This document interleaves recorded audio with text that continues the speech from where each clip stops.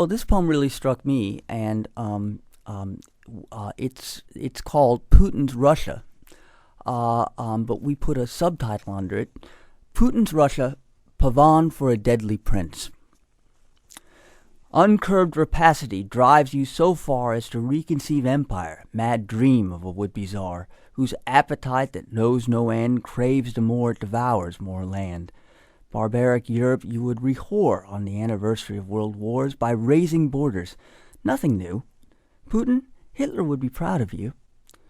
You digested Crimea without any right, fomenting your insatiable appetite, billeting soldiers in Ukraine, more corpses to claim, maim.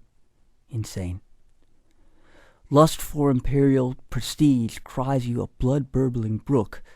Eyes sated in shamelessness look dispassionately upon the sea. How many towns, O God of love, rinsed in red ruin, Sakov, Voronezh, Kaluga, Vladimir, sated in shamelessness, eyes shed no tears for the crippled, the dead volunteers.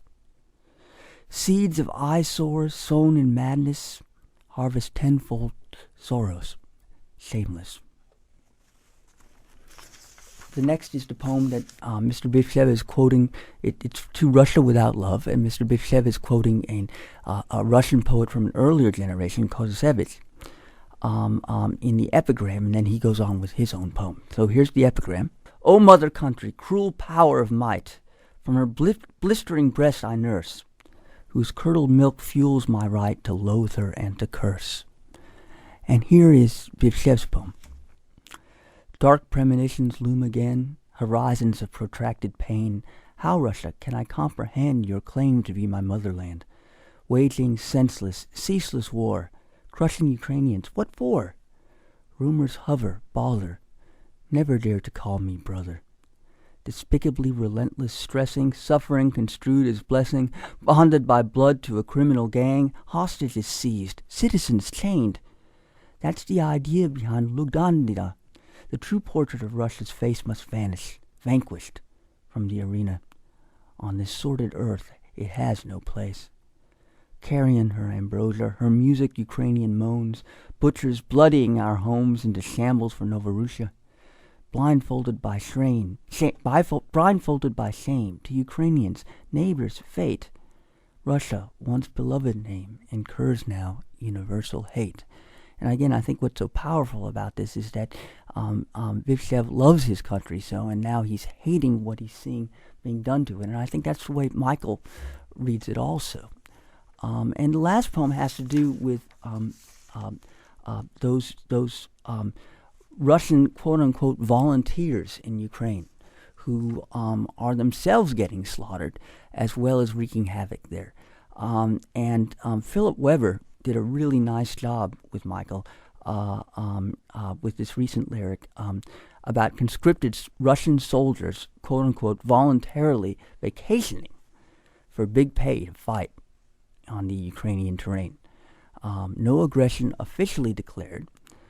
The volunteers brawl without IDs or even uniforms, which plays hell on those who would identify returning caskets. And again, I just worked over this poem after they had worked on it. Here is the poem as we have it now. Russian volunteers in Ukraine.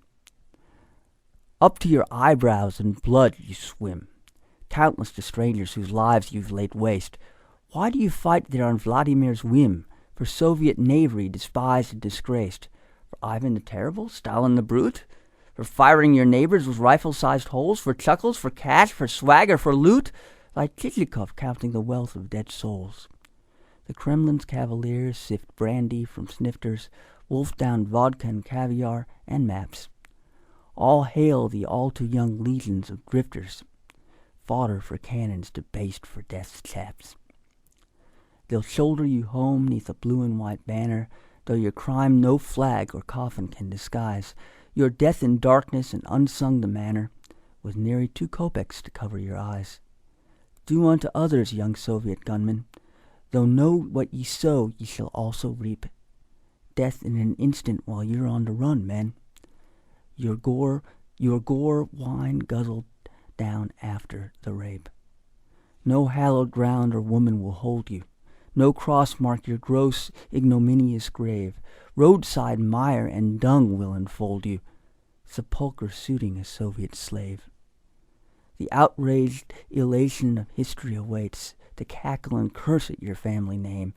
More carrion for Charon, no passage, mere bait. Who'd cry when he cast you in sticks to your shame? There are a couple of references in this poem that are important.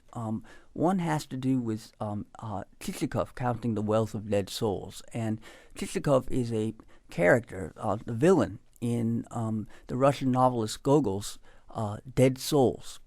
And as Michael explained to me, for tax purposes, you collect the names of these people to make wealth from their death.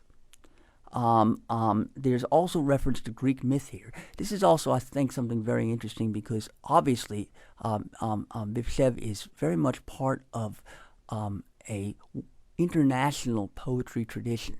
We read in relation to what's been written in the past by other cultures, by our own culture, in order to give significance to what's going on in our lives right now. Charon, as probably many of you know, is the boatman. Who conveys, in ancient Greece, who conveys the dead souls over the river Styx. In BÜVŠEV's poem, Charon is so despises these Russian volunteers who gave their lives, to hurt others, and basically to ruin themselves.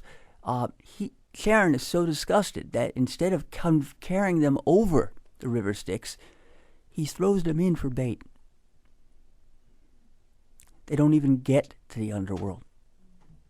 So I think that BÜVŠEV, what we're dealing with here is also someone who's a very, very good poet.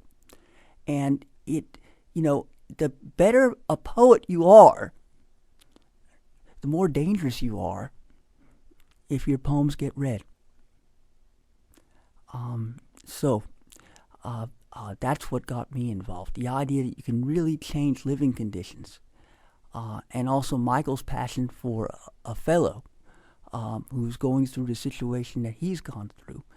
And when does this cycle end?